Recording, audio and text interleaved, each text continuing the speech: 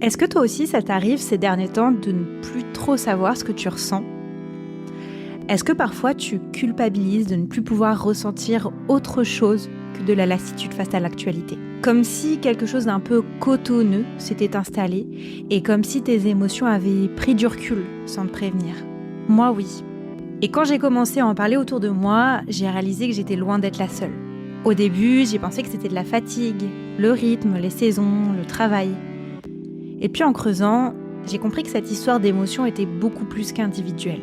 Ce flou émotionnel que beaucoup d'entre nous ressentons en ce moment, il est en partie fabriqué. C'est le résultat d'une longue manipulation consciente et politique de saturation de l'espace informationnel jusqu'à l'épuisement et à la surcharge cognitive. Ça finit notamment par jouer sur notre capacité à nous concentrer, à ressentir la gravité des choses, à rester connecté à ce qu'on ressent vraiment. Et les réseaux sociaux jouent bien évidemment un rôle là-dedans, qui est plutôt clair d'ailleurs, puisque leur modèle économique repose entièrement sur une chose, le fait que tu restes. Pour que tu continues à scroller pendant des heures, ils ont besoin que tu sois dans un état bien particulier. Une légère anxiété, toujours en train de chercher quelque chose sans tout à fait le trouver, afin d'activer juste ce qu'il faut de dopamine. Et encore plus loin que ça, au-dessus des algorithmes, il y a des acteurs politiques qui ont compris que cet état de saturation était une arme très puissante. Comment créer une information juste dans un monde numérique où chacun peut publier ? Quelle est notre responsabilité en tant que créatrice de contenu ? Comment redonner du sens et de l'éthique à nos prises de parole ? Je suis Manon Marquez, ancienne journaliste et animatrice radio, aujourd'hui stratège média spécialisée dans le podcast.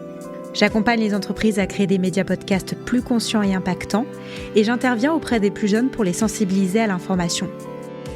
Dans le bon angle, je te partage des récits de terrain et des échanges avec des personnes qui créent et consomment des médias.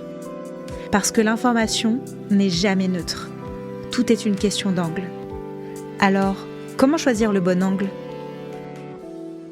Selon toi, quel est le meilleur moyen de faire en sorte qu'une personne ne soit plus en capacité de consommer en profondeur l'information ? La submersion. Flood the zone. Ce terme évoque une tactique du football américain qui consiste à envoyer plusieurs joueurs dans une même zone afin de l'occuper. C'est un terme qui est récupéré par Bannon, un bon représentant de l'extrême droite trumpiste, pour évoquer une tactique politique qui consiste à saturer l'espace d'information. Parce qu'alors, si tu es submergé d'informations, d'événements, de scandales, de rebondissements, t'es plus du tout en capacité de regarder au bon endroit. Steve Bannon, directeur exécutif de la campagne de Trump en 2016, puis conseiller stratégique au début du premier mandat, est considéré comme l'un des architectes intellectuels du Trumpiste. Bon, j'ai pas spécialement envie de faire sa bio et de parler de lui en long et en large dans ce podcast, mais il y a des éléments importants ici qui te permettront de comprendre pourquoi nous ne sommes même plus en capacité de réellement nous indigner face à l'actualité. Dans une interview pour le programme Frontline de PBS en 2019, il précise sa mécanique opératoire.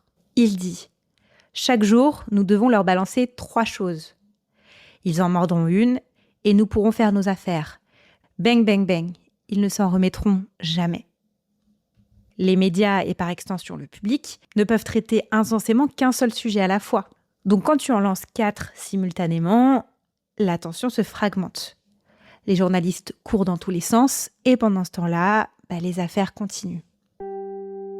Quand il y a trop d'informations, ça produit ce qu'on pourrait appeler un effet de noyade, c'est-à-dire qu'on maintient constamment notre tête sous l'eau. Et je sais pas pour toi, mais moi c'est exactement ce que je ressens quand je suis sur les réseaux sociaux et que je consomme de l'information. Parfois, j'ai vraiment l'impression d'être en train de me noyer, littéralement, et de ne pas savoir comment faire pour me sortir la tête de l'eau.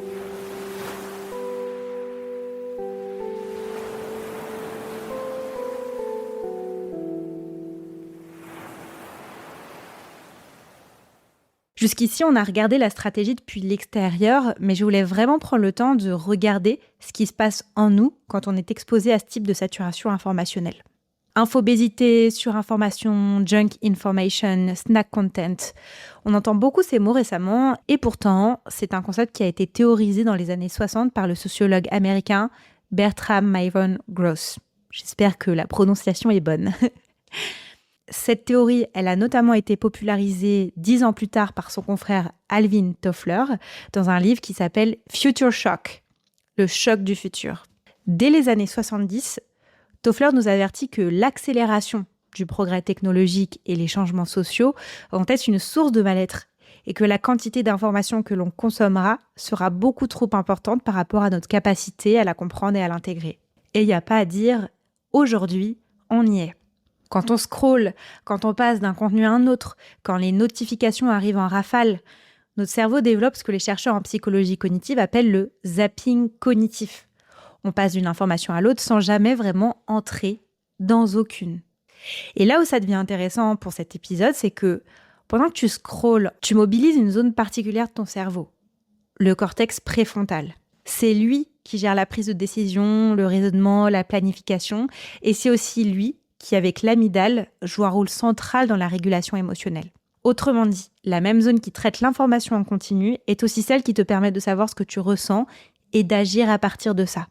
Donc, quand le cortex préfrontal est saturé de traitements cognitifs rapides, il n'y a plus du tout la bande passante pour faire son autre job, celui de t'ancrer émotionnellement. Il y a un autre mécanisme qui amplifie tout ça et que tu connais sûrement bien si tu es entrepreneuse ou si tu as un trouble de l'attention, le FOMO, Fear of Missing Out. Ça veut dire la peur de rater quelque chose. Et je voulais prendre un temps pour te développer une information importante que les neurosciences ont documentée sur ce fameux FOMO. Quand tu te sens exclu d'une information, quand tu te sens exclu d'un événement, d'un échange, il y a des zones précises du cerveau qui s'activent, et notamment, et là c'est intéressant, celles impliquées dans la douleur physique. Donc littéralement, rater quelque chose active les mêmes zones que la douleur physique. Et pour apaiser cette anxiété qui se crée et cette douleur intérieure, tu scrolles encore, ça génère plus d'exposition, plus de surcharge, plus de dispersion. Bref, la boucle est bouclée. Et le pire dans tout ça, c'est que plus tu es déconnecté de toi-même émotionnellement, plus le FOMO te rattrape. Et plus le FOMO te rattrape, plus tu consommes. Et plus tu consommes, plus on revient à cette anxiété de vouloir se reconnecter, de scroller encore et de générer de l'exposition, etc., etc. Et ce qui est ouf quand on y pense, c'est qu'il y a quelque chose de profondément paradoxal dans tout ça, puisqu'on consomme de l'information à la base pour être informé, pour comprendre le monde et pour rester en lien. Mais à un certain niveau de saturation, c'est tout l'inverse qui se produit. Je vais maintenant donner un exemple concret de flou de zone à l'œuvre qui est assez récent et j'ai choisi de parler du cas Epstein. Je suis désolée pour ma prononciation, je n'ai jamais su prononcer bien ce mot.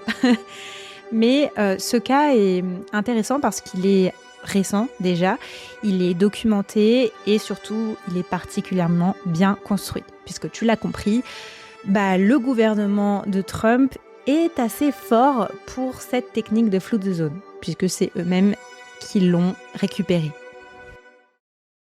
Pendant sa campagne de 2024, Trump avait notamment promis de tout déclassifier concernant cette affaire. Sauf qu'une fois au pouvoir, il a commencé à bloquer la publication. Et c'est là où ça devient intéressant parce que en début 2025, les fichiers Epstein commençaient à dominer l'espace médiatique américain. Des documents émergent, des auditions au Congrès sont en cours, des journalistes d'investigation publient. L'attention se concentre tout autour de ce sujet et de cette question. Pourquoi Trump refuse de déclassifier cette affaire et a-t-il quelque chose à cacher ? Et puis en quelques jours, une opération militaire américaine éclate. Un autre dossier brûlant monopolise les unes, on parle de la guerre, on parle de la Palestine, on parle de l'Iran. Et les auditions liées au fichier Epstein sont repoussées. Ici, on arrive à un moment où l'espace médiatique est tellement saturé d'autres choses que finalement, ce momentum, il se brise et l'attention est complètement détournée. Et d'ailleurs, aujourd'hui, je ne sais pas si tu as remarqué, mais on parle vite fait de cette affaire au détour d'une conversation. Ça ne nous empêche pas de nous indigner sur l'horreur de cette affaire, mais on n'en parle plus tant que ça. Je crois que ce qui est horrible dans tout ça, c'est que nos seuils d'indignation, ils continuent de monter continuellement. Parce que notre cerveau, il finit par s'adapter, il finit par normaliser l'intensité de l'actualité et il finit par arrêter de réagir. J'ai envie de dire, du coup, que non. Il ne faut pas que tu t'inquiètes si tu ressens ça aujourd'hui. Enfin, si, il faut que tu t'inquiètes, on va en parler juste après. Mais cette déconnexion et cette espèce de burn-out face à l'information, il n'est pas anodin. Personnellement, aujourd'hui, être sur les réseaux sociaux, ça m'écœure parfois. Il y a des journées où ça m'écœure complètement. Parce que je me sens très anxieuse, je me sens vidée et que scroller favorise cet état végétatif. Dernièrement, j'ai fini par me couper des comptes diffusant de l'actualité. J'ai mis des timers pour ne plus être autant sur les réseaux, j'ai coupé les réels et surtout j'investis d'autres espaces médiatiques. Je prends le temps d'écouter des podcasts, de creuser des sujets qui m'intéressent. Je suis abonnée à des newsletters pertinentes et honnêtement, je me sens tellement mieux depuis. J'ai l'impression de remettre du sens dans ma recherche d'informations et surtout de plus simplement blinder ma tête de plein de trucs dont j'ai pas besoin. En fait, ce qui se passe ici, c'est que j'ai l'impression que je fais beaucoup plus le choix aujourd'hui de consommer ce que je veux consommer. Et je me redonne ce libre arbitre. J'ai plus envie qu'on m'impose l'information, les images, l'horreur du monde. Et je dis pas que c'est ce qu'il faut faire ou pas, mais je pense déjà d'une part que des images sans contexte, qui ne racontent rien et qui ne creusent rien, ne seront pas de l'information. Et d'autre part, personnellement, je ne peux plus passer du rire aux larmes juste en scrollant. J'ai l'impression d'avoir plusieurs personnalités, de devenir insensible, de chercher à compenser ce que je viens de voir. Je peux plus ressentir de l'indignation, de la colère, de la tristesse, de l'anxiété, de la comparaison en permanence dès que j'allume les réseaux. Parce que pour moi, la lutte, elle se fait plus sur ces réseaux de toute façon. Elle n'y a plus toujours beaucoup de sens d'ailleurs. L'espace devient binaire, il n'est plus possible de discuter sans violence et j'ai souvent l'impression que ça va aujourd'hui rapidement à l'affrontement dans les commentaires. Et ça, pour moi, c'est plus possible. C'est plus possible de ne plus avoir de dialogue. Et je trouve ça fondamental aujourd'hui de se réapproprier notre cerveau et notre libre arbitre. Et surtout nos émotions. Parce qu'un peuple qui est dépossédé de ses émotions, c'est un peuple qui est manipulable. Et on va pas se mentir, c'est ce qu'on est aujourd'hui, manipulable. C'est comme si on nous tenait par ses cornes émotionnelles. Et face à l'information, on est à la fois insensible et puis un jour complètement indigné jusque dans la chair.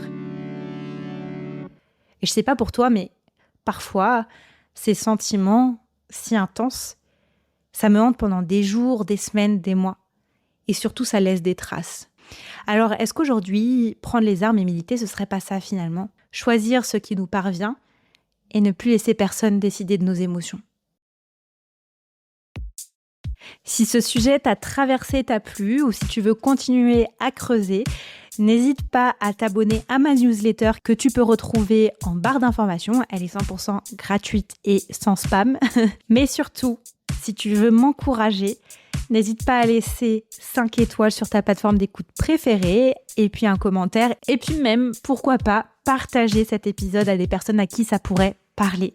Parce que ça me fait toujours plaisir et c'est la meilleure manière possible de pouvoir m'encourager.